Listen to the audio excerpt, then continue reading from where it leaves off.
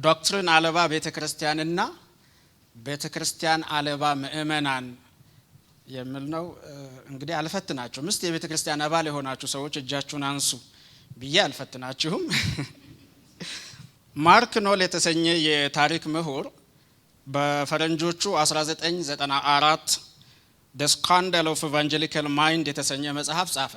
ማርክ ኖል በዚያ መጽሐፉ የወንጌላውያን ማንነት መገለጫዎች ናቸው ያላቸውን 4 መሰረታዊ ነገሮች አንስቶ ነበር።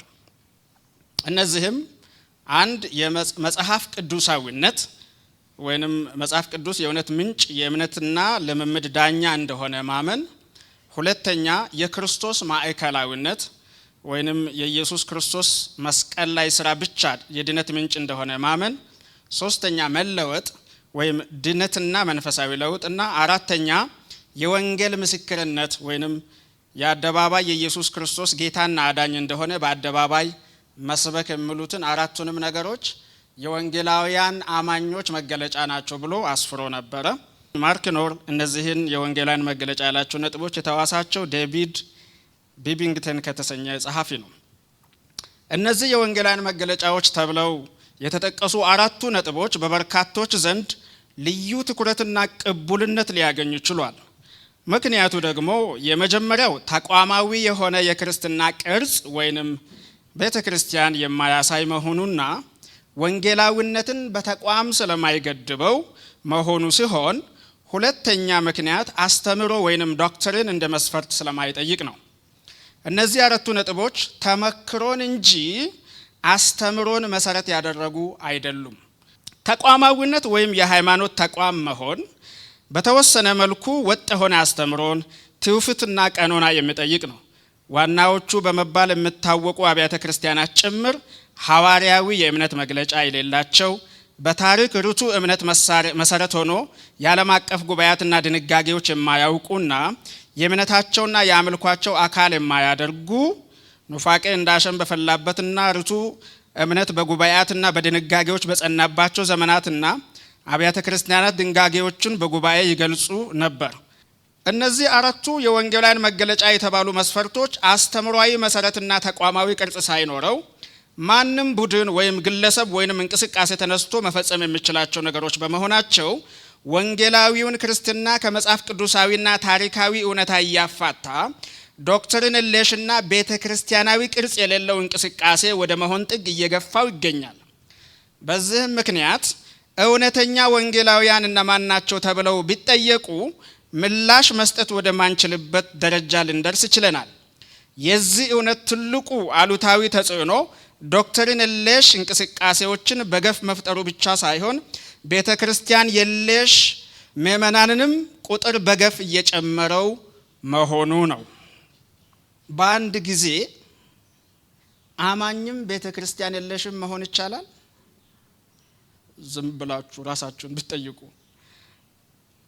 ከባድ ነው። አባቶች ቤተክርስቲያን እናቴ ካልሆነች እግዚአብሔር አባቴ ሊሆን አይችልም የሚል አባባል አላቸው። የዘመናችን ትልቁ የፕሮቴስታንት ቤተ እምነት ፈተና አማኝ ነኝ የሚል ቤተክርስቲያን የለሽ አማኝ መብዛቱ ብቻ ሳይሆን ሁሉም ቤተ እምነቱ የሆነ የትም የማይቀመጥ ወጥ የሆነ መንፈሳዊ እድገት የሌለው የህይወት ምስክርነት ቢጠየቅ ማወቅ የማይቻልበት ግብረገብ የጎደለውን ህይወት የሚኖርና ለዚያውም ህይወቱ ተጠያቂነት ሲመጣ ራሴን ለወራት ዲሲፕሊን አድርጌ ከጌታ ጋር ጉዳይን ጨርሻለሁ እስከመባል የሚደርስ ድፍረት ያለበት ነው። እግዚአብሔር በክርስቶስ የዳኑ አማኞችን ያስቀመጠው በአጥቢያ ቤተክርስቲያን ውስጥ ነው። አንድ አማኝ የክርስቶስ ደቀ መዝሙር የሚሆነው የእምነትና የኖረው ምስክርነት በግልጽ የሚታየው የክርስቶስ ትእዛዛትን በተግባር የሚፈጽመው በተሰጡ የጸጋ ስጦታዎች አካሉን የሚገነባው ድንገት ኃጢአት ውስጥ ቢገኝ ተገስጾ የሚቀናው በአጥቢያ ቤተክርስቲያን ውስጥ ነው። ቤተክርስቲያን በአማኙ ህይወት ላይ ስልጣን የተሰጣት የክርስቶስ አካል ናት። የአካሉ ብልቶች በጅማት ተጋጥመው አካሉ የሚሰጠውን መንፈሳዊ ምግብ እየተመገቡ አካሉን ወደ ሙላት የሚያመጡት በቤተክርስቲያን ውስጥ ነው። ግላዊ ክርስቲያናዊ እድገት የሚያወድስ ትምህርት መጽሐፍ ቅዱስ ውስጥ ብዙም አይገኝም። መጽሐፍ ቅዱስ ስለ ግለሰብ እድገት ብዙም አያወራም። ስለ አካል እድገት ነው የሚያወራው። መጽሐፍ ቅዱስ ስለ አካል እድገት እንጂ አካሉ ላይ የሌሉ ብልቶች ምጡቅ እድገት አይገልጽም። ሌላው የቤተ ክርስቲያን አባል ያለ መሆንና ዘዋሪ አማኝ የመሆን አደጋ ከጤናማ ትምህርትና ወጥነት ካለው እድገት ጋር የተቆራኘ ነው። አንድ ሰው የሁሉም ቤተ እምነት አባል ከሆነና ከሁሉም ቤተ እምነት የሚቃርም ዘዋሪ ምእመን ከሆነ ወጥ ያልሆነ ቅልቅል ወይንም ለቃሉ ይቅርታ አድርጉ ምስቶ ህይወት ይኖረዋል። ይህ አማኝ የስህተትና የእውነት ትምህርት ቅልቅል ህይወት አለው። የስህተት ትምህርት የስህተት ህይወትና ኑሮ መውለዱ ስለማይቀር ይህ ግለሰብ ከቅድስና የጎደለ የአመጽ ህይወት ውስጥ ቢሆን እንኳ በህይወቱ ላይ ኃላፊነት ወስዶ ገስጾ የሚገራው ባለስልጣን አካል ስለሌለ ለክርስቶስ ቤተክርስቲያንና ለክርስትና እምነት ነቀፌታ የሆነ ሰው ወደ መሆን ያድጋል። ይህን እውነት መሆኑን ለማስረገጥ ደግሞ የግድ ልዩ ጥናት አያስፈልግም። በገፍ የሚተሙ ምእመናንን በመተማመን አዳራሽ ተከራይተው ስብከትና ትንቢት የሚጀምሩ ደፋር ሰዎችን መመልከት ብቻውን በቂ ነው። አንተ ነብይ ነኝ ለማለት ድፈር እንጂ ምእመኑ የጋራ ነው እንድል መጋቢ ሰለሞን አበበ። አስተውላችሁ ከሆነ አሁን ቤተክርስቲያን እንደ ሱቅ ይከፈታል እንጂ አይተከልም። ሁላችንም ዓላማ መር ህይወት የሚል መጽሐፍ ያነበብን ሲሆን በተመሳሳይ ጸሐፊ የተጻፈውንና ዓላማ መር ቤተክርስቲያን የሚለውን መጽሐፍ ያነበብን አይመስለኝም። በዚያ መጽሐፍ ሪክ ዋረን ቤተክርስቲያን እንዴት በዓላማ መር መርህና ተግባር እንደምትተከል በልምድ የተደገፈ ምክር ይሰጣል። ዛሬ በርካቶች አደባባይ የሞላውን ገበያተኛ ክርስቲያን ወይንም ከስተመር ተማምነው ህንጻ በመከራየት 30 ታዋቂ ሰው ያለበት ፖስተር አሰርተው ያው አብዛኛው ነብይ በቤተ ክርስቲያን የተሾመ ሳይሆን የፖስተር ሰሪዎች የሾሟቸው ነቢያት እንደሆኑ ግልጽ ነው። የመክፈቻ ጉባኤ ጠርተው በጉባኤ የፖስተር ሹመታቸውን አጸድቀው ለኮንፈረንሱ ከመጣው ሰው ሲሰውን አስቀርተው ስብከት መዝሙርና ጸሎት እየሸጡ የበርካታ ሰዎችን ቀልብ በመሳብ ሚሊዮነር ነጋዴ እየሆኑ ነው። እና አንተ ነብይ ነኝ ለማለት ድፈር እንጂ ምእመኑ የጋራ ነው የሚለው የመጋቢ ሰለሞን አበበ አባባል ተርታ ሐሜት ወይም ደመነፍሳዊ ድምዳሜ እንዳይመስላችሁ። ማርክ ኖል the scandal of Christian evangelical mind የተሰኘውን መጽሐፍ ከጻፈ ከ15 ዓመታት በኋላ ሌላኛው የታሪክ ምሁር ካርል ትሩማን the real scandal of evangelical mind የተሰኘ መጽሐፍ ጻፈ። ትሩማን በዚህ አነስተኛ መጽሐፍ ውስጥ የነገረ መለኮት ትምህርት ቤቶች ህብረት በተሰኘ ተቋም አማካይነት ከካቶሊክ ከኦርቶዶክስና ከተለያዩ የፕሮቴስታንት ተቋማት ጋር በመሆን የመጽሐፍ ቅዱስ አማኞችና የታሪካዊ ክርስትና እምነት ተጋሪዎች እንደመሆናቸው መጠን አንድ ሊያደርገን የሚያስችል ነገር ምንድነው በሚል ዙሪያ ለመነጋገር እንደተሰበሰቡ ያወሳል። የወንጌላውያኑን ክርስትና ወክለው ባፕቲስቶች፣ ጴንጤቆስጣውያን፣ ፕሬስቢተራውያንና ነፃ ቤተ እምነቶች የተባሉ ተጠርተው ተገኝተዋል።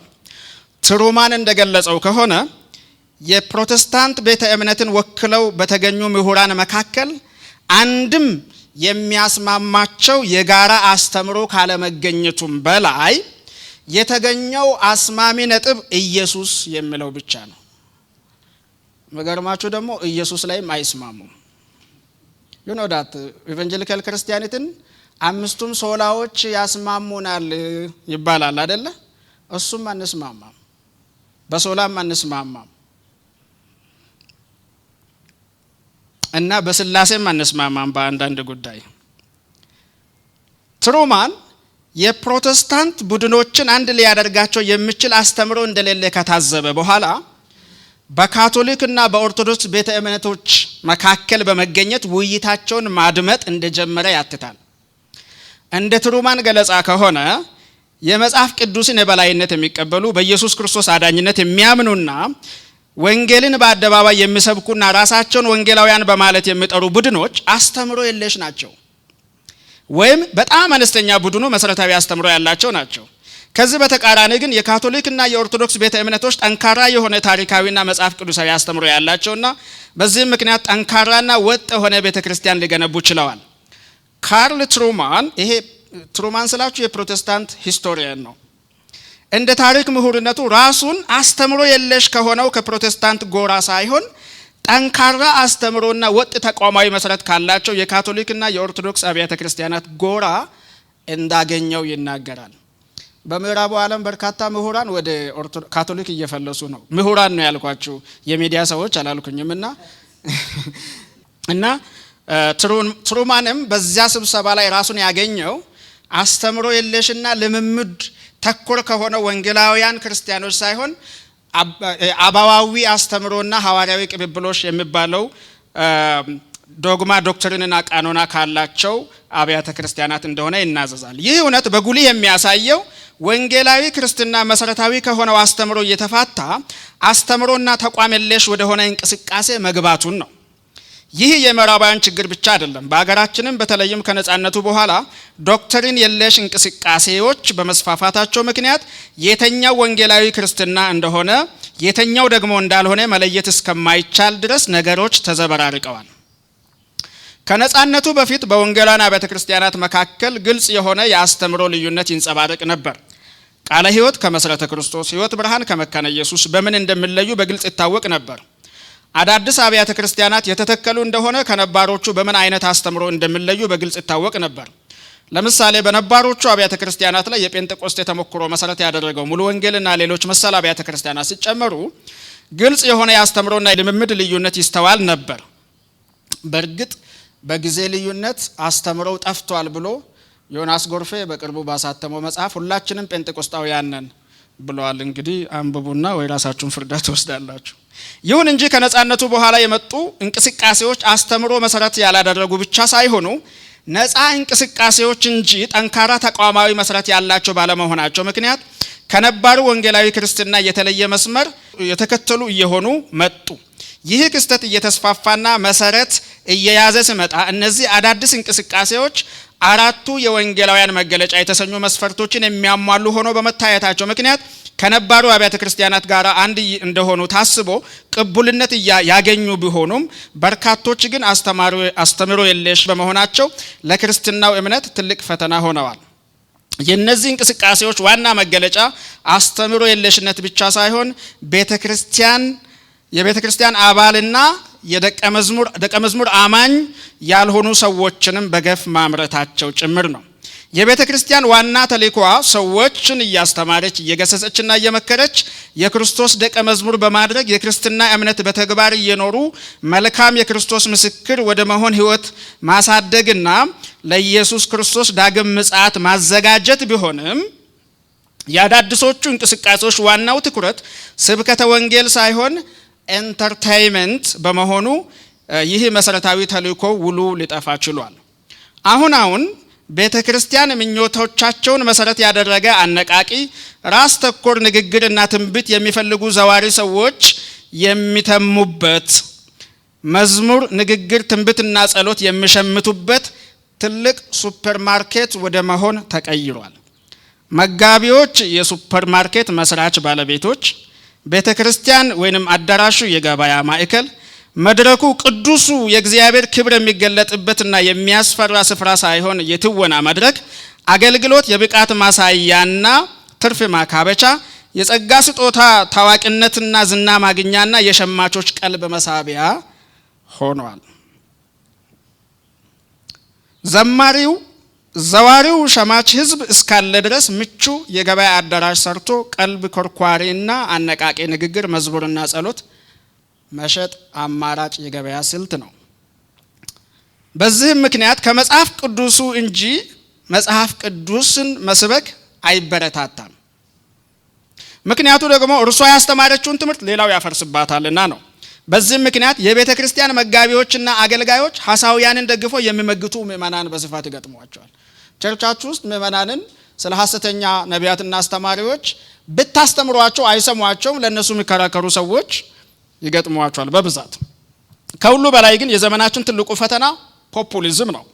ፖፑሊዝም በክርስትና እምነት ላይ ብቻ ሳይሆን በፖለቲካው ዓለም ላይ ጭምር ትልቅ ተጽዕኖ እየፈጠረ ይገኛል። በአውሮፓና በአሜሪካ ፖለቲካ ላይ የተደረጉ ወቅታዊ ጥናቶች እንደሚያሳዩት በበርካታ አገራት የህዝቦችን ቀልብ እየሳበ ያለው የሳበ የፖለቲካ ምርጫ ላይ ተጽዕኖ እያሳደረ ያለው የፖለቲካ ርዕዮተ ዓለም ሳይሆን የግለሰቦች ታዋቂነት ነው። በዚህም ምክንያት በርካታ ምሁራን ዲሞክራሲ እየሞተ ፖፑሊዝም እያቆጠቆጠ እንደሆነ ወደ ማመን መጥተዋል። ይሄም ሐሜት አይደለም። ለዚህ እንደ ማስረጃ ኢዝ ጋድ ፖፑሊስት የሚል መጽሐፍ ያንብቡ። በርካታ ሰዎች ጤናማ ትምህርትና ልምምድ ያለው ቤተክርስቲያን ከመሄድ ይልቅ ታዋቂና ዝነኛ ሰው የሚሰብክበት ቤተክርስቲያንና ሜጋ ቸርቾች መሄድን፣ ጥሩ ኢንተርቴይንመንት ያለበት ስፍራ መሄድን፣ ጥሩ የሙዚቃ መሳሪያ፣ ትልቅ ህንጻ፣ ምቹና ቅንጡ ወንበሮች፣ ንጹህና ጽዱ ልብስ የለበሱ ሰዎች ያሉባቸው ስፍራ መሄድን ይመርጣሉ። ቤተክርስቲያን ስልታዊ በሆነ መልኩ ድሃ አልባ እየሆነች መጥታለች።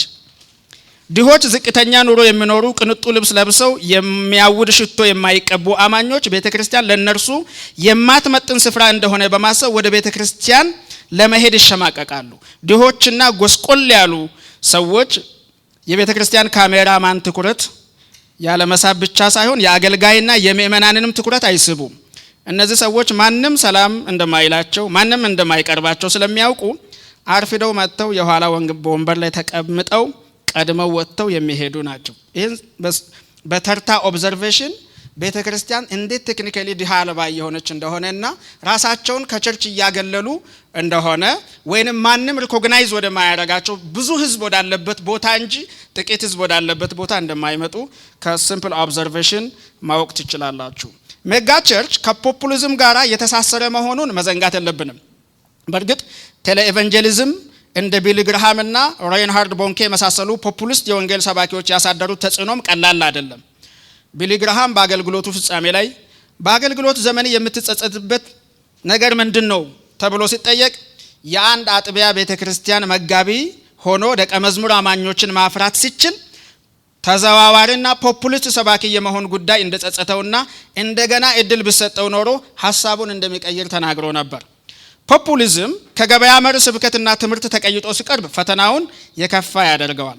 ፖፑሊስት ሰባኪዎች ጥንቃቄ በሞላበት መልኩ ህዝብን የማያስከፋ ይልቁንም ስሜታቸውን የሚኮረኩር ምቹ ስብከትና ትምህርቶችን ያቀርባሉ። ስልታዊ በሆነና በተመረጠ መልኩ ከነርሱ እኩል ፖፑሊስት ዘማሪዎችን ያቆማሉ። እነዚህ ዘማሪዎች ደግሞ ከሰባኪዎች ትምህርት በተካከለ መልኩ ለታዳሚው ምቹ የገበያ መዝሙር አቅራቢዎች ናቸው። አልስተር ማግራዝ ከላይ በተገለጸው መጽሐፉ የነባሩ ወንጌላውያኑ ክርስትና እያሽቆለቆለ ሲመጣ ገበያ መራሹ አዲስ መጤው ክርስትና እያቆጠቆጠና በከፍተኛ መጠን እያደገ ስለመምጣቱ በማውሳት አዲስ መጤው ክርስትና በጥንቱ ዶግማና ዶክትሪን ላይ ሳይሆን በአዲሱ ማህበረሰብ ፍላጎት ላይ የተመሰረተ በመሆኑ አዲስ መጤዎቹ ህዝቡ የሚፈልገውን አይነት ምርት ለገበያተኛው ምእመን መስጠት ባለመቻላቸው ምክንያት ውጤታማ እየሆኑ ስለመሆናቸው አውስተዋል። ይህ ደግሞ ዶክትሪንና ዶግማ መሰረት ያላደረገ ወንጌላዊ ክርስትና ትልቅ ፈተና ነው ላደረገው። ነገሩ ውስብስብና ከባድ ነው። ከሁሉ በላይ ፈተናውን ከባድ እያደረገ ያለው ደግሞ ዋናዎቹ ተብለው የሚጠሩ የወንጌላውያን አማኞች በዶክትሪንና ዶግማ የጀመሩ ቢሆንም በአዲስ መጤዎቹ ተጽዕኖ ስር በመውደቃቸው ምክንያት በልምምድ ደረጃ ላይ ዶክትሪንና ዶግማ የለሽ እየሆኑ መምጣታቸው ነው። አዲሱን ፈተና ለመቋቋም መሰረታዊውንና ጤናማውን አስተምሮ ለውጦ በአዲስ መልክ ለማቅረብ መሞከር ወንጌላዊውን ክርስትና ትልቅ ዋጋ እያስከፈለው ይገኛል። መሰረታዊ የወንጌል አስተምሮ በየትኛውም አይነት መልኩ ለአዲስ ገበያ የገበያ ምእመን በሚመጥን መልኩ ተከልሶ ሊቀርብ አይችልም። ይህን ለማድረግ መሞከር የኮካኮላ ካምፓኒ ስህተት መድገም ነው። እሱን ለማታውቁት ፉትኖት ላንብብላችሁ። የመጨረሻ አንድ እንትን ነው የሚቀረኝ። የፔፕሲ ኮላ ምርቶች እስኪመጡ ድረስ ኮካኮላ እጅግ ተወዳጅና ተወዳዳሪ የለሽ መጠጥ ነበር። ፔፕሲ ኮላ ሲመጣ ግን የኮካኮላ ምርት እያሽቆለቆለ መጣ። ልክ እንደ ወንጌላዊ ክርስትና ማለት ነው። ከዚህ የተነሳ ስጋት ውስጥ የገባው የኮካኮላ ካምፓኒ ተወዳዳሪና የገበያ አሸናፊ ለመሆን ብራንዱን ለማስፋፋት የተለያዩ አይነት ኮካኮላ ምርቶችን ማምረት ጀመረ። በዚህም መሰረት የጾም ኮካ፣ ከካፊን ነፃ ኮካ፣ ከስኳር ነፃ ኮካ፣ ቼሪ ኮካ የመሳሰሉትን ለገበያ ያቀረበ። ይሁን እንጂ እጅግ ትልቅ አደጋ መፍጠሩን ቆይቶ ተረዳ። በዚህ መሰረት ራሱን ለዓለም ያስተዋወቀበትን ዋናውን የኮካ ማንነት አጥፍቶ ነበር። አዲስ መጤው ኮካ ብዙም የገበያ ተቀባይነት አላገኘም። ስለዚህም ጥንታዊው ኮካ እያለ የቀድሞውን ብራንዱን ለመመለስ ጥረት ያደርግ ገባ። በተመሳሳይ መልኩም ወንጌላዊ ክርስትና የአዲስ መጤዎችን ፈተና ለማሸነፍ የሄደበት መንገድ ስለማያዋጣው ወደ ዋናውና ርቱ ትምህርት ለመመለስ መገደዱ አይቀሬ ነው። አዲሱን ፈተና ለመቋቋም መሰረታዊውንና ጤናማውን አስተምሮ ለውጦ በአዲስ መልክ ለማቅረብ መሞከር ወንጌላዊውን ክርስትና ትልቅ ዋጋ ያስከፍለዋል። መሰረታዊ የወንጌል አስተምሮ በየትኛውም አይነት መልኩ በአዲስ የገበያ ምርት ለገበያም የመን በሚመጥን መልኩ ተከልሶ ሊቀርብ አይችልም። ይህን ለማድረግ መሞከር እንዳልኳቸው ነው የኮካኮላ ካምፓኒ ስህተት መድገም ነው። ስለዚህም ቤተክርስቲያን ከየትኛውም ጊዜ በበለጠ ትልቅ ፈተና ውስጥ የወደቀች ሲሆን ብቸኛው መውጫ መንገድ ወደ ጤናማውና የቀደመው ዶክትሪንና ዶግማ በመመለስ ስብከትን፣ መዝሙርን፣ ትምህርትንና ጸሎትን በጤናማ አስተምሮ በመቃኘት በትክክለኛ የቃሉ ዕውቀት ላይ የታነጹ ደቀ መዝሙር አማኞችን ማፍራት ነው የሚል ነው። አመሰግናለሁ።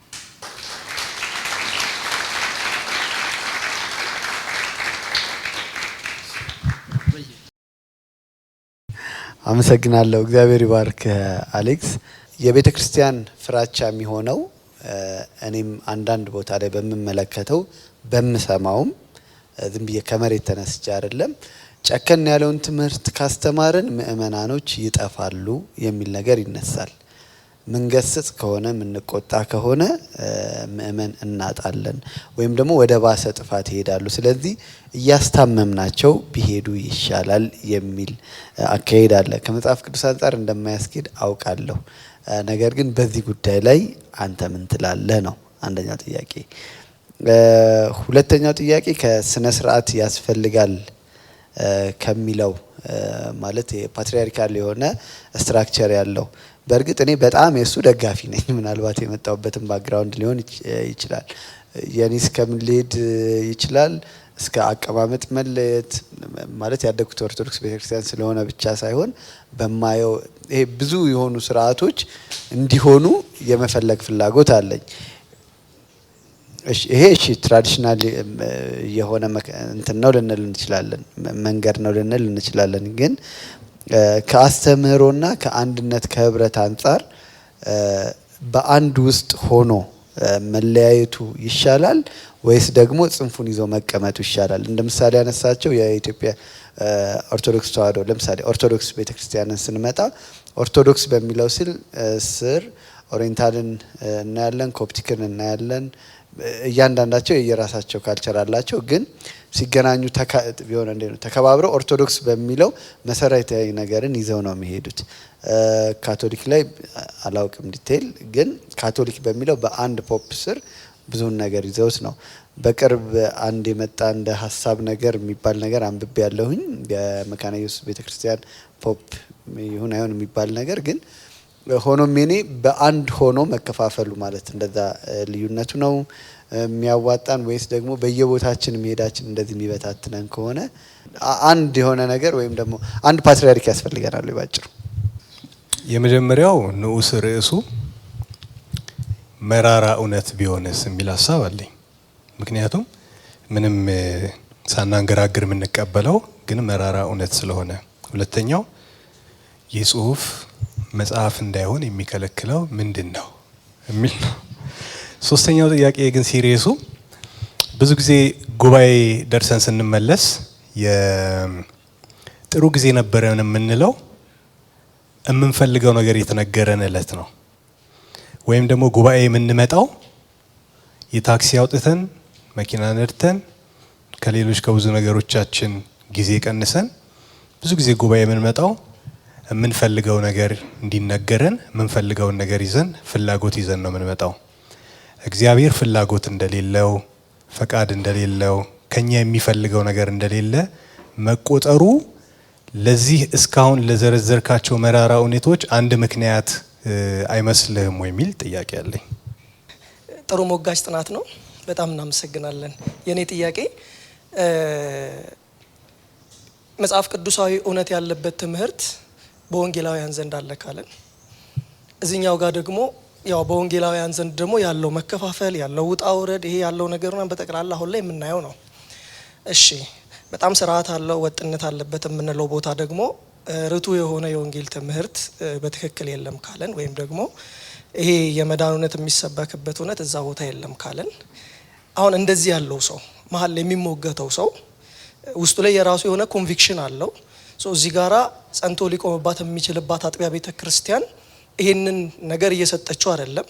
እዛም ደግሞ እንዳይመለስ ያው ያለው ነገር እንዳለ ነው እና ለዚህ ሰው እንደዚህ ላለው ሰው ምንድነው መፍትሄው? በዚህ ዘመን እናውቀዋለን ወይ የጥንታዊ ሃይማኖት መግለጫዎች አሉ። የሐዋርያት ሃይማኖት መግለጫ፣ የአትናቴዎስ ሃይማኖት መግለጫ፣ የኒኪያ ሃይማኖት መግለጫ። ሌላው ከሪፎርሜሽን ዘመን በኋላ ከነ ማርቲን ሉተር ከ15ኛ ክፍለ ዘመን በኋላ ብዙ ዲኖሚኔሽኖች ብዙ ሜይን ላይን የምንላቸው አሉ። የአምስት የሶራ እንትኖች ላይ እንኳን ራሱ ልዩነት አለ። እንዲህ እያለ መጣና በኋላ ደግሞ ያው አሁን ደግሞ ያለንበት ዘመን ከዚህ ከኮሙኒዝም መሰባበር በኋላ ፍሪደም ኦፍ ሪሊጅን በሚለው ፕሮስፐሪቲ ጎስፕል እየተባለ እንግዲህ የመጀመሪያውን የጥንቱን የሐዋርያት ሃይማኖት መግለጫ ማያቅ ምእመን አለ እና የሙስሊም ራሱን የቻለ ችግር አለ። እንግዲህ እግዚአብሔር የሚሰራው በመንፈሱ ነው፣ በኃይልና በብርታት አይደለም። ካስፈለገውም ይሰራል። ስለዚህ አጠቃላይ የአብያተ ክርስቲያን ህብረት ምእመኑን ከስህተትና ካልሆነ ነገር የመጠበቅ ክሪድ ማውጣት ሊኖርበት ግድ ይላል። ይሄንን በተመለከተ እንዴት እናየዋለን? እኔ ያለኝ ጥያቄ አጭር ነው። መጨረሻ ላይ የጠቀስከው መፍትሄ ሀሳብ በእርግጥ ችግሩን ከዘረዘርክበት አንጻር መፍትሄው በጣም አጭር ያለ ይመስለኛል። ግልጽ ነው ግን በጣም አጭር ነው። ወደ ቀደመው ትምህርትና ክርስቲያናዊ ትምህርት መመለስ የሚለው ነው። ግን አሁን ከምናየው በጣም ፕራክቲካል ነው ካልን አሁን ያሉት ቀደምት ቀዳሚያን አብያተ ክርስቲያናትም ወደዚህ ዘመንም የተከፈቱት የተተከሉት አብያተ ክርስቲያናትም ይህንን ማድረግ ይችላሉ ወይ? አማራጭ ወይም ደግሞ ሌላ ኒው ኮሚኒቲ አያስፈልግም ወይ? ይህንን ሀሳብም የሚያነሱ ሰዎች ስላሉ አንተ ምን ትላለህ? አሁን ያሉት ቸርቾች ወደ ቀደመው ትምህርት መመለስ ይችላሉ ወይ ፕራክቲካሊ? እነዚህና ቀደም የቀረቡትን ጥያቄዎች እንድትመልስልን በአክብሮት እንጠይቃለን። ስብከት ጨከን ያሉ ትምህርቶችና ስብከቶች የተሰጡ እንደሆነ ምእመናን ይሄዱብናል እና እንዲህ አይነት ስጋት አለባቸው፣ ሪሊ አለባቸው። እኔ አንዴ የሆነ ቸርች ጠሩኝና እንዳገለግል እኔ መድረክ ላይ እስከወጣ ድረስ ህዝቡ ተንሳፏል። መዝሙሩም ጸሎቱም በቃ በጣም አንሳፎት ነበረ። ከዛ የተዘጋጀውትን ስብከት ለመቀየር ተፈተንኩኝ እና ስብከቴ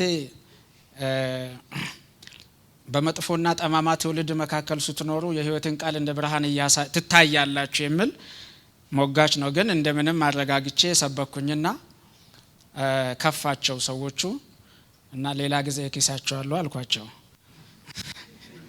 ይሄ እውነተኛ ታሪክ ነው። ከዛ መጨረሻ ላይ የቤተ ክርስቲያን ሽማግሌዎችና አገልጋዮች እየሸኙ ፖስታ ሰጥተውኛል። አልከለከሉ። የትራንስፖርት ከሽሮ ሜዳ ሩቅ ነው እና በጣም ደስ እንዳላላቸው ዲቴክት አየሁኝ እና አንድ ሽማግሌ ግን እየሮጡ መጡና አንተ የጴጥሮስ ዶሮ ነህ አሉኝ።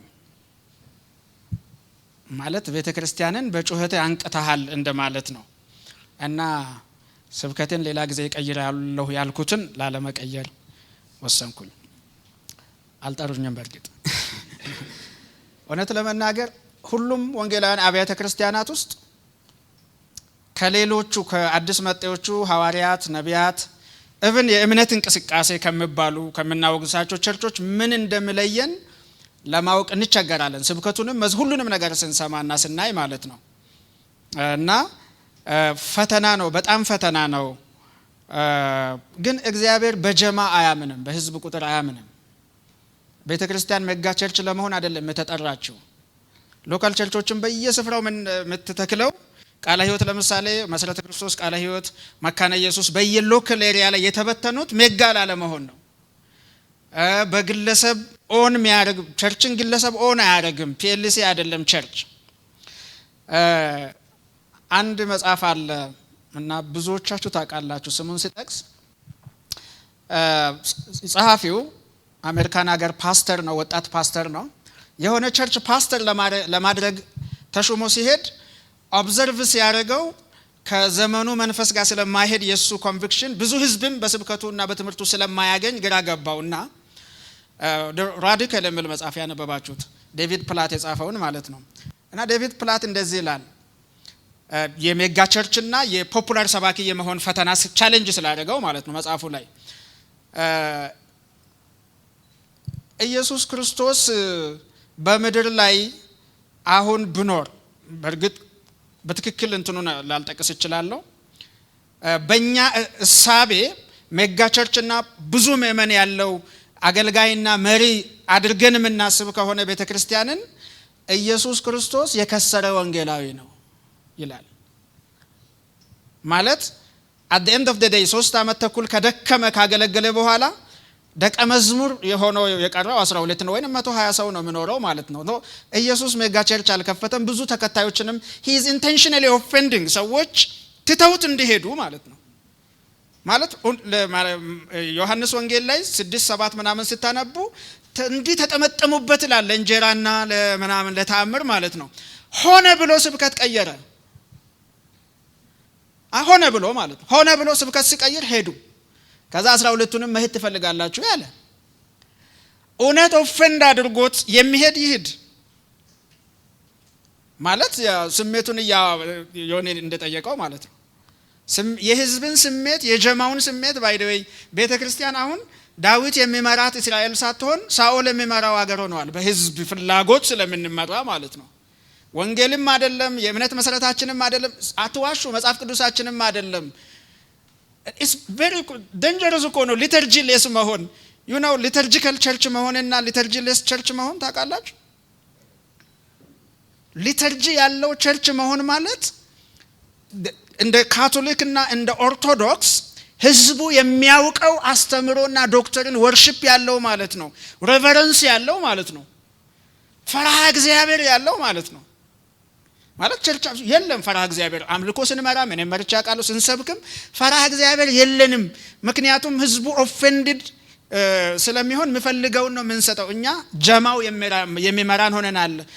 አስተምሮና የራሳችን ዶክትሪን የሚመራን ቤተ እምነት የሚመራን አይደል። እኔ ቤተ ክርስቲያን ጨከን ብላም ቢሆን የሚሄደው እንደ ኢየሱስ ክርስቶስ ጥሎ እንዲሄድና እውነተኛው እንዲቀር መስበክ አለባት ነው። እውነትን በመስበክ ኦፌንድድ ንስሐ ሲሰበክ ፈራህ እግዚአብሔር ሲሰበክ ፍቅር ሲሰበክ ጽድቅና ቅድስና ሲሰበክ ተናዶ ከቤተ ክርስቲያን የሚሄድ ሲጀመር ደቀ መዝሙር አማኝ የሆነ አማኝ ስለመሆኑም ያጠራጥራል። ያው እኛ የመፍረድ እንትን የለንም። ምክንያቱም የማን ነው የዳነው ማን ነው አልዳነው የሚለውን ማንም ዳኛ አይደለም።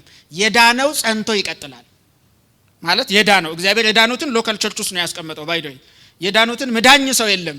ቤተ ክርስቲያን ናት በጥምቀት ድኗል ብላ አምና ያስቀመጠችው። ከዛ እምነቱን ስኪድ በስራ ታባረዋለች፣ ኤክስኮሙኒኬት ታደርጋለች። አንዳንዱን ትምህርት ያባረዋል እና ትክክለኛ ወንጌል ሲሰበክ የሚጸናም የሚባረርም አለና አይ ቲንክ እኔ ብቸኛው ደቀ መዝሙር ማድረጊያ እንደውም የኔ ኦብዘርቬሽን አማኞችን ደቀ መዝሙር ማድረጊያ መንገዱ የቤት ለቤት ትምህርት አይደለም።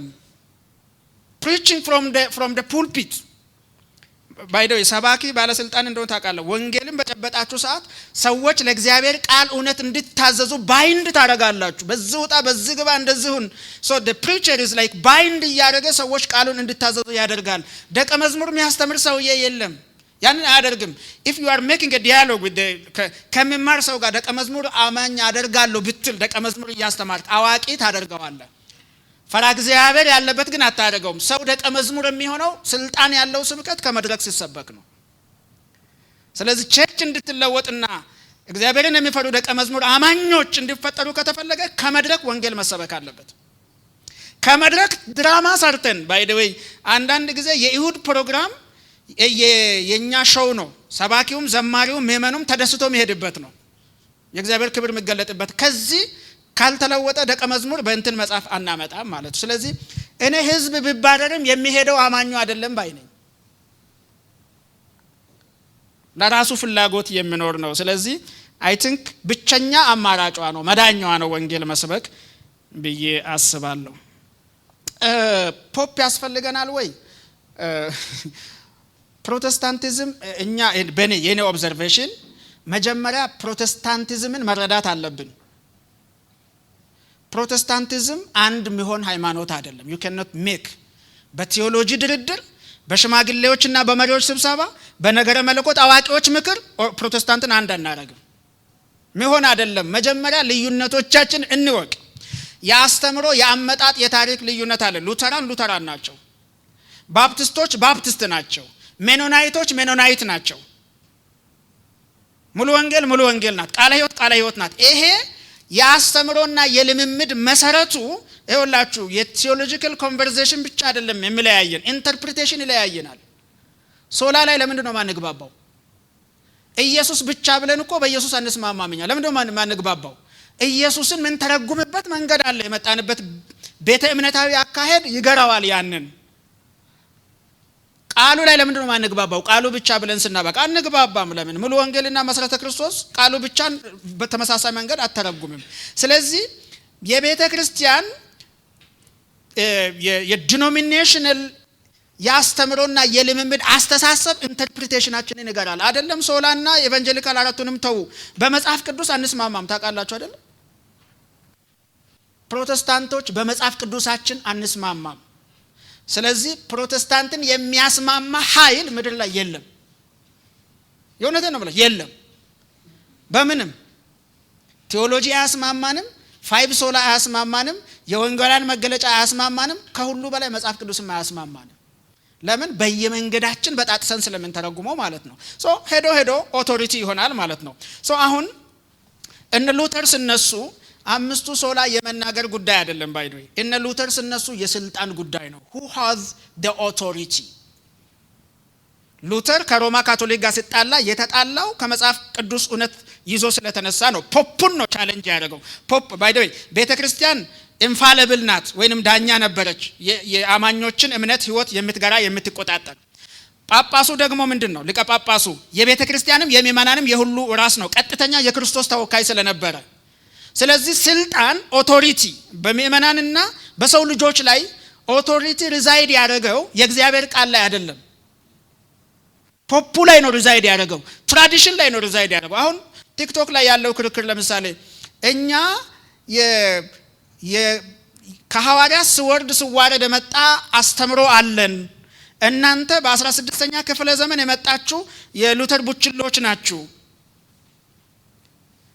ብለው ጥያቄውን ሲያመጡ it is the question of authority። እኛ ሃይማኖታችን አስተምሮአችን ከሐዋርያት የተወረሰ ነው ይሉና ከመጽሐፍ ቅዱስም በላይ ነው ይላሉ። ትውስቱ ማለት ነው። ትውፍት የያዝነው ከሐዋርያት የተቀበልነው ያልተጻፈ ትውፍት በእኛ ጊዜ ወደ ተጻፈ ተቀይሮ ምን ሆኗል? መጽሐፍ ቅዱስንም ራሱ የምንፈታበትን ቱል የሚሰጠን ምንድን ነው ይላል? ትውፍቱ ነው። the authority ነው ማለት ነው። መጽሐፍ ቅዱስ ራሱ ከቤተ ክርስቲያን ከካህናት እንደገና ከትውፍቱ በታች ይሆናል። ለምን? ኢንተርፕሪቴሽኑን እነሱ ይሰጣሉ ብለው ስለሚያምኑ። አሁን ጥቅስ ላይ ብንከራከር እኛ ፕሮቴስታንቶች ማን ነው መዳኝልን? ኢንተርፕሪቴሽን ላይ ብንከራከር አንድ ጥቅስ ስንፈታ ሙሉ ወንጌል በዛ፣ ቃለ ሕይወት በዛ፣ መሰረተ ክርስቶስ በዛ ፈታችና ተበጣጠስን። ማን ነው የሚያስታርቀን? ማንም። ኦርቶዶክሶች ምንድነው የሚሉት? ካቶሊክና ኦርቶዶክስ ጥቅስ ላይ ብንጣላ ማን ያስታርቀናል? ጥቅሱን አባቶች ፈተውታል። አባቶች ደግሞ ለሐዋርያት ቅርብ ናቸው። ስለዚህ ከመጽሐፍ ቅዱስን ለመፍታት ራሱ ምን እንፈልጋለን? ትውፍት እንፈልጋለን ይላሉ ማለት ነው። it is now የኦቶሪቲ ጉዳይ ነው። ሉተር ያነሳው ፖፑ ኦቶር አይደለም፣ ቤተክርስቲያን ኦቶር አይደለችም። እንደገና ደግሞ ትውፍቱም ኦቶር ባለስልጣን አይደለም። እምነቴን ላይ ህይወቴ ላይ ባለስልጣኑ መጽሐፍ ቅዱስ ነው የሚል ነው። ያ መንገድ ነው ካልቪንን ጨምሮ ዝዋንግልን ጨምሮ ለሁሉም ሪፎርመሮች መሰረት የሆነው። ግን እንደዛ ብለንም አሁን ደግሞ በአመራርም በአስተምሮም በዶክትሪንም በዶግማም አንስማማም። ስለዚህ በፖፕ ትመራ እያልኩ አይደለሁኝም። ቃለ ሕይወት ብትሆን ወደ ቃለ ሕይወትነት ብትመለስና በቃ የኔ ስረ መሰረቴ ይሄ ነው ሙሉ ወንጌል ብትሆን መሰረተ ክርስቶስም ወደ ትራዲሽኗ ብትመለስ ምን ይሆናል? አይ ቲንክ በተወሰነ መልኩ ቢያንስ ወደ ትራዲሽናችን ተመልሰን የቤታችንን ስርዓት ይዘን እንኖራለን ደቀ መዝሙር አማኞችን አምርተን ወይንም አፍርተን የሚል ነው። ስለዚህ በፖፕ ትመራ ሳይሆን አሁን በካውንስልም አንድ ብንሆን በወንጌላውያን አብያተ ክርስቲያናትም አንድ ብንሆን በተግባር አንድ ነው። that's the political tool። እንዴት ነው የፖለቲካ ስምምነት አድርገን እንደ ተቋም ምን ይኖረው የሚል ነው እንጂ መንፈሳዊ አንድነት እንፈጥራለን አይደለም። ካውንስልም ሲቋቋም የተቋቋመው መንፈሳዊ አካል ለመሆን አይደለም እንደ እንትኑ ርዕሱ መራራ እውነት ሆኖ መጽሐፍ ቢሆንስ እኔ አላቅም እንግዲህ ሊሆን ይችላል። ቶልስቶይ ከተወለደ ከዚህ መድረክ ጊዜ ሰጥቼ ከሰራሁኝ አንድ መጽሐፍ ማይወጣበት ምክንያት የለም። አሁንም ወደ ቅድም አንስቻለሁ። እኛ ወንጌላውያን አብያተ ክርስቲያናት በራሳችን ዶግማና ዶክትሪን በራሳችን ትራዲሽን ነው የምንመራው ወይስ በህዝብ ነው የሚለው ነው ጥያቄው። እኔ ህዝብ እየመራን ነው ባይነኝ።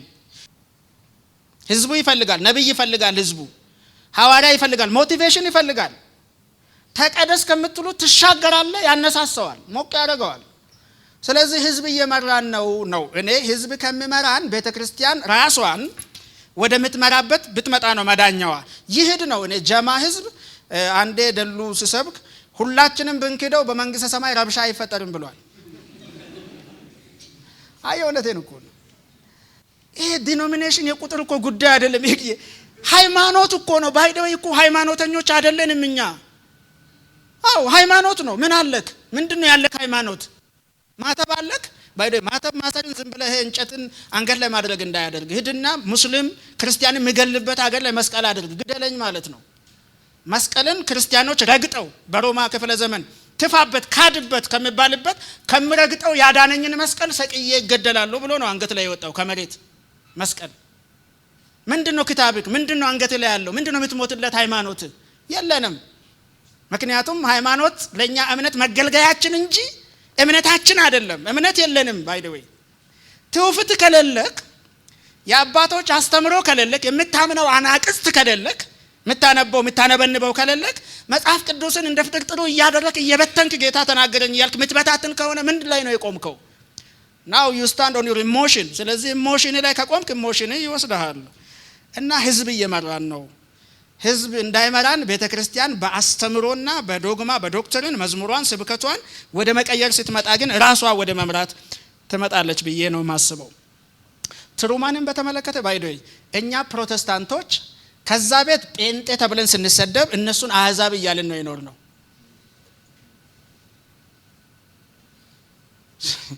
አንዴ የሪፎርምድ ሰባኪዎች እነ ጆን ማካርተር፣ ጆን ፓይፐር እና አርሲ ስፕሮል ምናምን መታወቋቸው ከሆነ አርሲ ስፕሮል አንድ ጥያቄ ተጠየቀ። እሱ አክራሪ ሪፎርምድ ነው። ሪፎርምድ ሲባል ካልቪኒስት ማለት ነው። አክራሪ ገገማ ካልቪኒስት ነው። እና ጥያቄ የሚጠይቀው ሰው እንደዚህ ያለ በካቶሊክ ቤተክርስቲያን ውስጥ የዳኑ ሰዎች አሉ ብለህ ታስባለህ ወይ ተብሎ ተጠየቀ። ለአንድ በዓለም ላለ ለካልቪኒዝም ሪፎርምድ አስተምሮ ውክልና ይዘው የቆመ ሰውዬ ነው የሚነግራችሁ። ዝም ብሎ ታርታሰው አይደለም። አሉ ነው ያለው። አሉ ነው ያለው።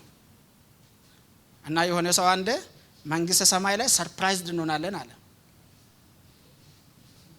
ድኗል ያልናቸውን ሰዎች እናጣለን፣ አልዳኑም ያልናቸውን ሰዎች እናገኛለን። we would be surprised። እና ኦርቶዶክስን ጣዖት ቤት እያልን የኖርን ሰዎች ነን፣ ክርስቲያኖች መሆናቸውን ማንቀበል ማለት ነው። ካቶሊክን እንደዛ እያደረግን እኔ እንደ ስልታዊ ነገረ መለኮት ተማሪና የታሪክ አንባቢ ካቶሊክም ኦርቶዶክስም ፕሮቴስታንቶችም ክርስቲያኖች ናቸው በሚለው አመለካከታችን እንዲስተካከል ይፈልጋለሁ። ምን አይነት ክርስቲያኖች ሲባል ነው እንጂ ልዩነት የሚመጣው ክርስቲያኖች ናቸው በሚለው። ስለዚህ እዛ ኦርጋናይዝድ የሆነ ስለሆነ ትሩማን ራሱን ከዛ አይደንቲፋይ ማድረጉ እዛ ስህተት በመሆኑ ልክ ያደርገዋል ወይ የሚለው ጥያቄ አዶን ነው። በሐዋርያዊ አባዋዊ አስተምህሮ ራሱን ሲፈትሸው ካርል ትሩማን ራሱን ያገኘው ፕሮቴስታንት ቤት አይደለም፣ እዛ ነው። ያ ማለት ግን ሙሉ በሙሉ ልክ ናቸው ማለት አይደለም። በካቶሊክ ቤተክርስቲያን ውስጥ ከሪፎርሜሽንም በኋላ ከቫቲካን ሰከንድ ከሚባለውም ስብሰባ በኋላ ሪፎርምዶች በሚያምኑት መልኩ ስለ የእግዚአብሔርን ቃል በተመለከተ የቅዱሳንን ማክበርን በተመለከተ ሰባቱ ምስጢራት በኩል ጸጋዎችን መካፈል በተመለከተ በእምነት መጽደቅ ሳይሆን በጸጋ በኩል ኢንፊውዝድ የሆነ ጀስቲፊኬሽን በስርጸታዊ ጸጋ ወይንም ጽድቅ እያገኙ መጨረሻ ላይ ነው የሚፈረድባቸው የሚሉ ኮንሰፕቶችን በተመለከተ ካቶሊክ አልቀየረችም። ኦርቶዶክስም እንደዛ ነው የምታምነው። ስለዚህ ምናልባት በእምነት ብቻ መጽደቅ የሚለውን ያላመኑ ሰዎች ጸድቀዋል ወይ ድነዋል ወይ እሱ ሌላ ጉዳይ ነው እና ስህተት ነው የሚባሉ ላይክ በእኛ ምዘና ቅዱሳንን እና በቅዱሳን አማላጅነት ማመን ሁለቱም ኦርቶዶክስም ካቶሊክም ይቀበላሉ። ቲዮፍትን ሁለቱም ይቀበላሉ። ስለዚህ እነሱ ድነዋል አልዳኑም እኔ መፍረድ አልችልም። ግን ደግሞ ስህተት ናቸው ብሎ ኮንክሉድ ማድረግም ደግሞ አስቸጋሪ ነው። ግን እግዚአብሔር በዘመናት ያሳየን ነገር ካቶሊክንም እያደሳት ነው አድሷታልም፣ ኦርቶዶክስንም እያደሳት ነው። እና ስፕሮል ካላቸው አንዱ ነገር እነዚያ ሰዎች ሉተር እንደምታስቡት አንድ መጽሐፍ አለው በዚያ ዘመን ካፕቲቪቲ ኦፍ ባቤል የሚባል ቤተክርስቲያን በባቢሎን ቤተክርስቲያንና ምእመናን በባቢሎን ካፕቲቪቲ ውስጥ ናቸው መውጣት አለባቸው የሚል መጽሐፍ ጽፈዋልና ስፕሮል ከዛ ወስዶ ነው መሰለኝ እነዚያ ሰዎች የዳኑ ቢሆኑም የተሳሳተ ቦታ ላይ ስለሆኑ ወደዚህ ቢመጡ ደግሞ የተሻለ ነው የሚል ኮሜንት ሰጥቷልና አይ ቲንክ ኦርቶዶክስ ውስጥም የታድሶ እንቅስቃሴ ካቶሊክ ውስጥም አለ።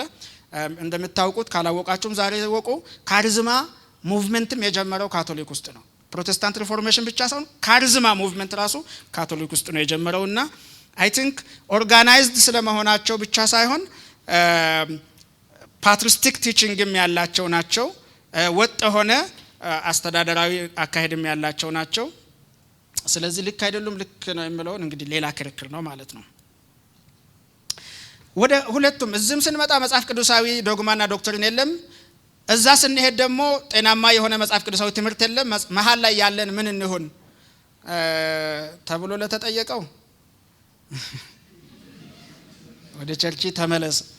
እሺ እውነት ለመናገር ሪኮመንድ አድርግ ካላችሁኝ ያላችሁበት ቸርች መደብራችሁ ማለት በቃ ወንጌል እየተሰበከ አይደለም የሚል ፊሊንግ ያላቸው በርካታ ሰዎች አጠገቤም አሉ ዙሪያዬም አሉ። እኔ ቸርቻችን ተመልሰን እንሞግት ነው ያደግንበት ቸርች ውስጥ አስተዳደራዊ ጉዳዮችን የአገልግሎት ጉዳዮችን እንሞግት መጽሐፍ ቅዱስን ይዘን እኔ እየሞገትኩ ነኝ። እኔ በሚሄድበት መጋቢዎችን ነው ማስተምረው። የቸርች ስርዓት የአመራር አመራረጥ መንፈሳዊነት መውደቅና ተቋማዊነት ማደግ ባይደወይ አንድ መነግራቸው የቃለ ሕይወት የመሰረተ ክርስቶስ የተለያዩ ወንጌላን አብያተ ክርስቲያናት መሪዎችና አገልጋዮችን ስለማስተምር ውድድር ላይ ከገባ ልጆችን አታሸንፍም ነው። ተቋማዊ ውድድር ከሆነ ይጩፋን እስራኤል ዳንሳን ጭሮን እንትን አታሸንፍም። ተቋማዊ ውድድር ላይ ከሆናችሁ አታሸንፉም። ተቋም መገንባታችሁ ላይ ተስፋ ቁረጡ። አስተምሮ ገንቡ ትውልድ ለማዳንና ቤተክርስቲያን እንድትቀጥል የሚለው ነው የምሞግተው። እና እኔ አስተምሮ እንድኖር ቻሌንጅ እናድርግ መሪዎችንና የትምህርት ክፍል እንትኖችን። ከዛ አማራጮች አሉ። ኢመርጂንግ ቸርቾች አሉ ትኩረታቸውን ወንጌል ላይ ያደረጉ ጀስት እናንብብ አባቶችን እንወቅ። ባይ ዘ ዌይ አክሊስ ሂል የሚባል መወጊያችን ምን እንደው ታውቃላችሁ? እኛ የሉተር ልጆች ነን ስንል ነው ነገር ያበቃው።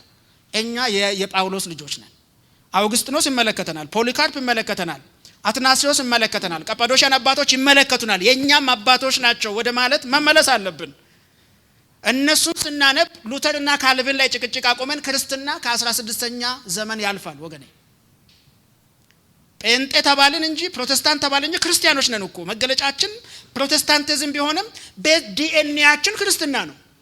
ስለዚህ አባቶች ጋር ስንመለስ ይሄውና ከኒቂያ ጉባኤ ርቀናል፣ ከቁስጥንጥንያ ጉባኤ ርቀናል፣ ትሪኒቲን አናስተምርም፣ ክርስቶሎጂን አናቅም ስንልና ስንሟገት አስተምሮ ጤናማ የሆነ ወደ ቦታ ሲመለስ ምናልባትም ቸርች ልትለወጥ ትችላለችና የእምነት መገለጫችን እናውቃለን ወይ አናቅም። በአጠቃላይ አብያተ ክርስቲያናት ክሪድ እንግዲህ ክሪድ ሰርተን አንድ እንሆናለን። አንድ የነገረ መለኮት ምሁር ሚራስላቭ ቮልፍ ይባላል። ምሁር ነው። ኦርቶዶክስን ሲያይ ያምራል እንትኑ አንድነቱ፣ ካቶሊክን ሲያይ ያምራል አንድነቱ። እሱ ሪፎርምድ ቴዎሎጂያን ነው ከየርገን ሞልትማን ጋር። ፕሮቴስታንትን ምንድነው አንድ የሚያደርጋቸው ብሎ አሰበና 5 ሶላም አያደርግም፣ 4 ወንጌላውያን መገለጫ አያደርግም። ብቸኛው አንድ የሚያደርጋቸው ነገር አምሳለ መለኮት ነው አለ። ከዛ አፍተር ሂዝ ኢሜጅ የሚል መጽሐፍ ጻፈ። አምሳለ መለኮት በክርስቶስ ኢየሱስ የዳኑ ሰዎች ያሉበት እግዚአብሔርን የምትመስል ናት ቤተክርስቲያን ማለቱ ነው። ስለዚህ በእግዚአብሔር አምሳል የተፈጠርን የወደቅን በክርስቶስ አማካይነት አምሳለ መለኮታችን ሪስቶር የተደረገ ማህበር ናት ቸርች ቤተክርስቲያን አምሳለ መለኮት ናት የሚል ነው ቴሲሱ። ትልቅ ቆንጆ መጽሐፍ ነው። አሁን የቴዎሎጂ ዲያሎግ መጽሐፍ ሆኗል። መገርማችሁ መጽሐፉን ለመጻፍ የተጠቀመው ቤኔዲክት ራትዚንገር የሚባል የካቶሊክ ቄስ የጻፈውን መጽሐፍና ጆን ዚዞላስ የሚባል የግሪክ ኦርቶዶክስ ጳጳስ የጻፈውን ሁለቱንም መጽሐፍ ይዞ ነው። ካቶሊኮችና ኦርቶዶክሶች በዩካሪስትና በተለያዩ መንገዶች አንድ ሆነዋል፣ እኛ ደግሞ በኢማጎዴ አንድ እንሆናለን ብሎ ጻፈ። እና ክሪድንም ብናመጣ ብዙ ነገራችን አየር ላይ የተንሳፈፈ ስለሆነ ኦርቶዶክስ ዓለም አቀፍ ጉባኤያት 7 ናቸው፣ አትቀበልም። 3ቱን ነው የምትቀበለው። የኬልቄዶን ጉባኤ አትቀበልም፣ የውሾች ጉባኤ ትላለች። የአባቶች የወሰኑት ሳይሆን ሊዮ የንጉሱ የወሰነው ነው ብላ ስለምታስብ፣ ስለዚህ ምናልባት ክሪድንስ እናቃለን ወይ፣ ክሪድስ ያግባባናል ወይ፣ ክሪድስ አንድ ያደርገናል ወይ የሚለውም ሌላ ይሹ ነው። ግን ለኔ ያው ልዩነቶቻችንን አውቀን ተከባብረን ዲያሎግ ውይይት መጀመራችን ራሱ አንድ ሊያደርገን ይችላል ብዬ አስባለሁ። እንደዛ ነው የማስበው። ከዛ ውጭ ግን አሁንም ደግሜ መነግራችሁ ነገር ፕሮቴስታንት አንድ የምንሆን ተቋም አይደለንም፣ አይፈቅድም። በቃ እምነት ልምምዳችን፣ አካሄዳችን፣ አመጣጣችን፣ አሰራራችንም አይፈቅድም የሚል ነው። ለእኔ መፍትሄው እንግዲህ በየሎካል ቸርቹና በየዲኖሚኔሽኑ ወደ ቃሉ መመለስ ነው። መፍትሄው አጭር አልሆነም ወይ? እሱም በሆነ ማለት የእውነቴን እኮ ነው። ጀስት እስቲ ጸሎት ስሙ። ቸርች ውስጥ ማለት መድረክ ላይ የሚጸለየውን ጸሎት ስሙ። ምንድነው የምንጸልየው? የእውነቴን እኮ ነው። ምን አሁን መድረክ ላይ የሚጸለየውን ጸሎት ምንድነው ከመጽሐፍ ቅዱስ ጋር የሚያስማማው? we are not praying scripture። ቃሉን እየጸለይን አይደለም። የእውነቴን እኮ ነው ብላችሁ የጳውሎስ አንድ ጊዜ ተነሳውና እስቲ እንደ መጽሐፍ ቅዱስ ልጸልይ ያልኩኝ፣ እንግዲህ እንደ ስሜቴ ሳይሆን እንደ ቃሉ ልጸልይ ያልኩኝ። እንደ ቃሉ መጸለይን ቤተክርስቲያን ስላላስተማረች መጽሐፍ ቅዱስ ውስጥ እንደ ቃሉ የጸለዩ ሰዎች አሉ ብዬ የጳውሎስን ጸሎቶች ማንበብ ጀመርኩኝ። ቆላስይስ ምዕራፍ 1፣ ኤፌሶን ምዕራፍ 3 በጣም አስገራሚ ጸሎቶች ናቸው። ቲዮሎጂካሊ ሳቹሬትድ የሆኑ ናቸው። አንደኛ ጢሞቴዎስ 2ን ስታነቡ ምልጃ አለው፣ ጸሎት ምስጋና አለው፣ ልመና አለው። እኛ አገር ጦርነት ውስጥ ሆነን ህዝብ እየተፈናቀለ የድሆች እና የእንትኖች አንጀት እየተዘረገፈ ጨፍረን እኮ ምን ሄድ ሰዎች ነን። ምንድነው እየጸለየን ያለው? ጸሎት እኛን ሰርቭ የሚያደርግበት የኛ ኢሞሽን የሚሟሟቅበት ነገር ነው እንዴ? we don't have liturgy። እውነት ለመናገር ሊተርጂ የለንም። መዝሙር እስቲ የኛን መዝሙርና እግዚአብሔርን ምንድነው የሚያገናኘው? መዝሙራችን ውስጥ ሬቨረንስ አለ ወይ? ፈራህ እግዚአብሔር አለ ወይ? አለ ወይ ማለት እንዴት ነው በእግዚአብሔር ቤት መደነስ ይቻል ነው? እሺ ይሄን ጥያቄ ልጠይቃችሁ። የእውነትን እኮ ነው። ቅዱሱ የሆነው እንደውም ከአዳራሹ ይጀምራል።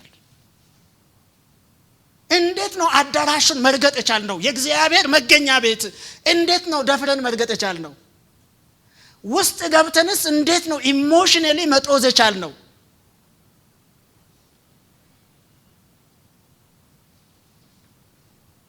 አለ ፈራህ እግዚአብሔር ሬቨረንስ አለ መዝሙራችን ላይ። ሴስ ሉዊስ አንድ አንበሳ ማላመድ የሚል አይነት ሐሳብ፣ አንበሳውን ከሩቅ አይተኸው ጸጉሩን፣ ጥርሱን፣ ግርማ ሞገሱን፣ ድምጹን ልታደንቀው ትችላለህ። አንበሳውን ጎፈረውን እንዲህ እያደረክ ልትጫወት አትችልም። ለምንድን ነው ያለው? we domesticated God።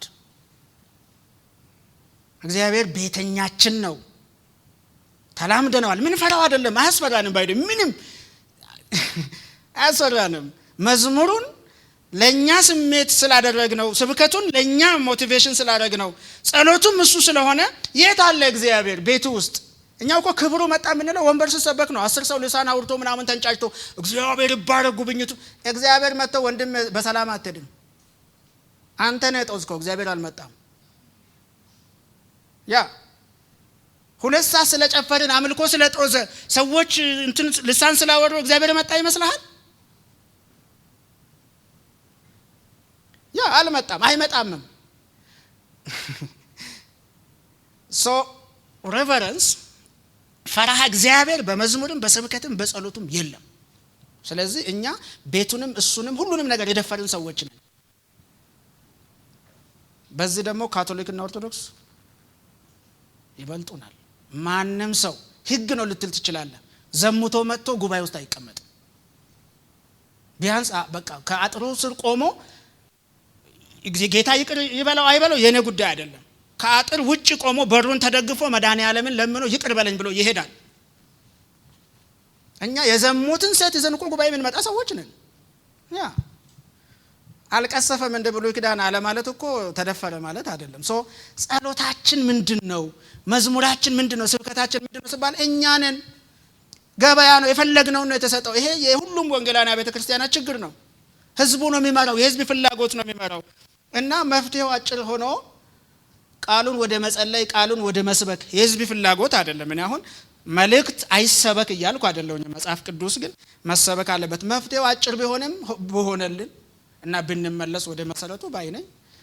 እንግዲህ ይሄን ሁሉ ማወራው ብሶተኛ ስለሆነ ሊሆን ይችላል እንደናንተ።